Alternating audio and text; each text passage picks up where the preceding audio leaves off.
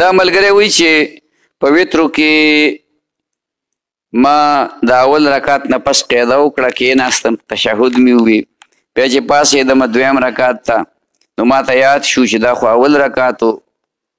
نو بیا د دغې رکعت نه پس مې قاعده وکړه بیا مې آخري رکعت نه بعد سجده که تا داسې چل کړی چې په اول رکعت دې قاعده کړي او بیا پاڅېدلی او بیا دې په دویم رکعت هم قاعده کړي او بیا په دریم رکعت باندې د قنوت ویلی او آخري سلام دې ګرځولی او سجده سهو دې کړي نو مونځ دې شوی دی که نه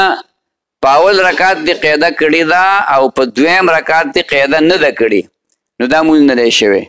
دغه وتر دا به واپس راوګرځوي بیا